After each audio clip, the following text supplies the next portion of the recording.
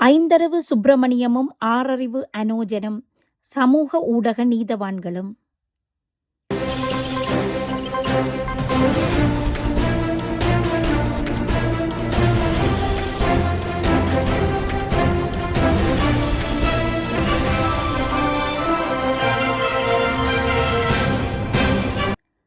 மதங்கள் மனிதனை நல்வழிப்படுத்துமே தவிர இது சரி இது பிழை என்று பேசுவதில்லை.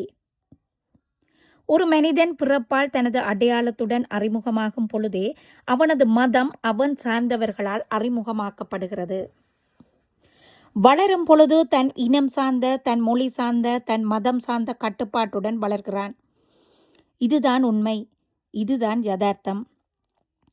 ஆனால் காலம் காலமாக மதத்தையும் மொழியையும் இனத்தையும் வைத்து இலங்கை மட்டுமன்றி உலகளவில், அதுவும் வல்லரசு ஆதிக்கத்திலே பிரச்சினைகள் நிகழ்ந்த வண்ணமே இருக்கிறது. அதேபோல்தான் இன்று இலங்கை முதல் சவுதி அரேபியா வரை ஐந்தறிவு ஜீவன் சுப்பிரமணியமும் ஆறறிவு ஜீவன் அனோஜனும் சமூக ஊடகர்களின் நியாயாதிக்க வலையில் சிக்கி சின்னாபின்னமாக்கப்பட்டு இன்று சிறை சென்றிருக்கிறார் அனோஜன். கதிர்காமத்திற்கு ஆண்டாண்டு காலமாக முருக பக்த அடியார்கள் காட்டுப்பகுதியினூடாக நடந்து சென்று தம் நேர்த்தி கடன்களை நிறைவு செய்வது இந்துக்களின் மத நம்பிக்கை. ஆனால் அந்த பாத யாத்திரையில் இந்துக்கள் மட்டுமன்றி இந்து மதத்தின் கொள்கைகளில் ஈர்க்கப்பட்ட வேற்று மத வேற்றுமொழி இனத்தவர்களும் பாத யாத்திரை சென்று வழிபட்டு வருவது வழமை. இது தொடர்பில் பெரிதாக பேசப்படுவதோ விமர்சிக்கப்படுவதோ இல்லை. காரணம், இது ஒரு மதச்சடங்கு. ஆனால் இம்முறை கதிர்காம பாத யாத்திரை சென்ற பக்த அடியார் ஒருவர் தான் வளர்க்கும் நாய் ஒன்றை தன்னுடன் அந்த பாத யாத்திரையில் இணைத்து கொண்டார். அந்த நாய்க்கு பெயர் சுப்பிரமணி. பக்த அடியாருடன் அந்த சுப்பிரமணியும் நடைப்பயணத்தை மேற்கொண்டது.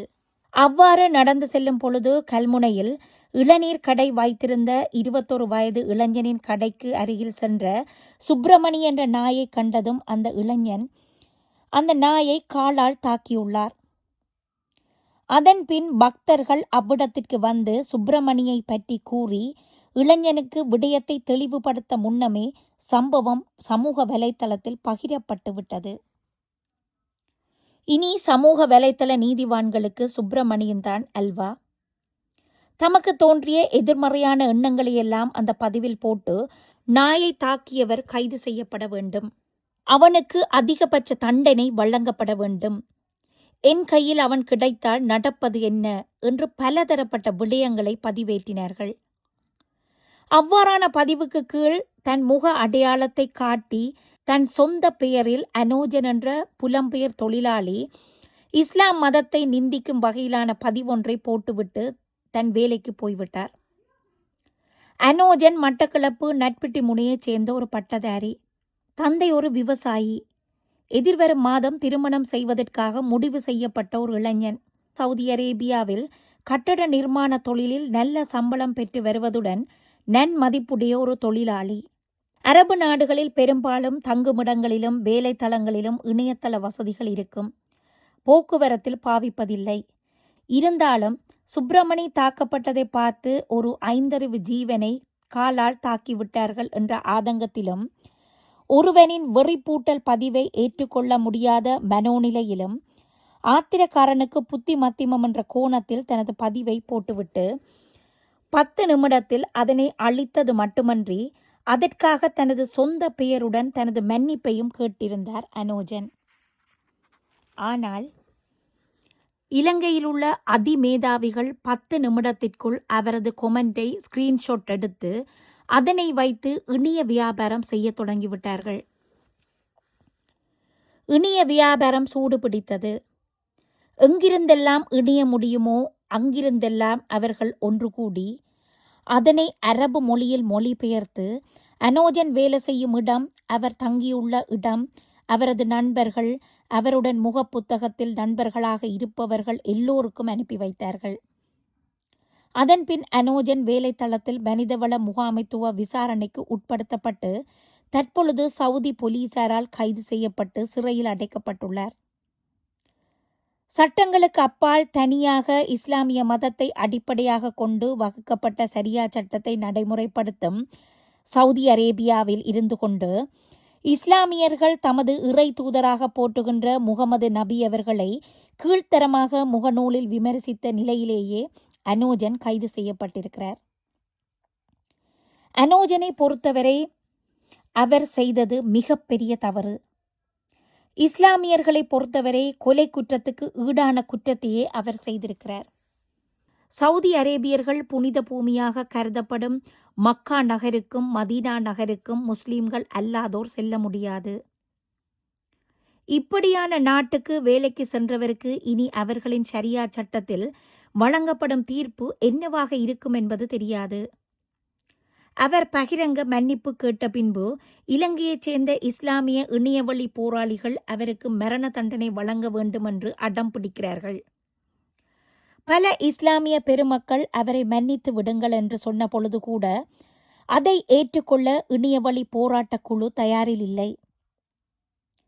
நபிகள் நாயகம் வாழ்ந்த காலத்தில் யுத்தம் இடம்பெற்ற காலப்பகுதியில் ஜிந்தா என்ற பெண்ணின் இதயத்தை கிழித்து ஈரலை கடித்த சம்பவத்திற்கே நபிகள் நாயகம் மன்னிப்பு கொடுத்தார். ஏனென்றால் இஸ்லாம் மன்னிப்பால் உயர்ந்த மார்க்கம் என்று இருக்க வேண்டும் என்பதுதான் அவரின் விருப்பம். அதேபோல் நபிகள் நாயகத்தின் கழுத்தை வெட்ட வந்த நபருக்கும் அவரால் மன்னிப்பு வழங்கப்பட்டது. இப்படி பல வரலாறுகள் இருக்கிறது. எனவே இரண்டு பக்கமும் தவறுகள் நடந்திருப்பது வேதனையான விடயம். அதனை பெரிதுபடுத்தி பேசி பேசி வெந்த புண்ணில் வேல் பாய்ச்சுவதை விடுத்து நாம் எல்லோரும் ஒன்றிணைய வேண்டும். இன்று இந்த பிரச்சனை தென்னிலங்கையில் பல இனவாதிகளுக்கு அல்வா சாப்பிட்ட மாதிரி இருக்கும்.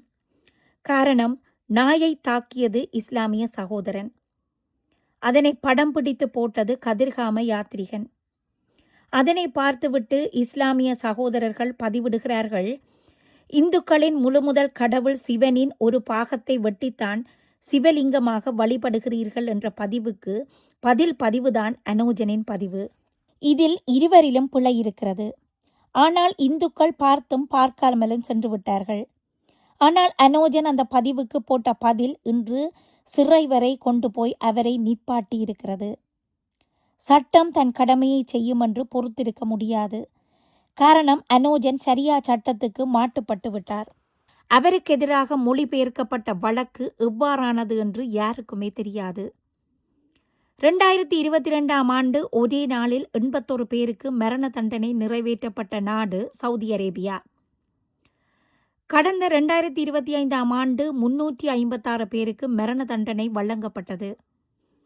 இதைவிட பொதுமக்கள் முன்னிலையில் வாளால் கழுத்தை வெட்டி கொள்வதும் கற்களால் உயிர் பிரியும் வரை தாக்கிக் கொள்வது என பலதரப்பட்ட தண்டனைகள் இருக்கிறது சவுதியில். அனோஜனுக்கு ஷரியா சட்டம் தண்டிக்குமானால் அனோஜனை பதிவு போட தூண்டியவரையும் இலங்கையின் மத நல்லிணக்க விவகார அமைச்சு அழைத்து விசாரிக்க வேண்டும். இஸ்லாமிய சகோதரர்கள் ஒற்றுமையாக இணைந்து மொழிபெயர்த்து இன்னுமொரு நாட்டின் சட்டத்திட்டத்துக்கு அமைய ஒரு புலம்பெயர் தொழிலாளியை வழக்கின் பெயரால் சிறைக்கு அனுப்ப முடியுமானால் அனோஜனை தூண்டிய சிவனை நிந்தித்த நிந்தனையாளனை தண்டிக்க ஒன்றுபடுவார்களா இந்து மதவாதிகள்? பொறுத்திருந்து பார்ப்போம்.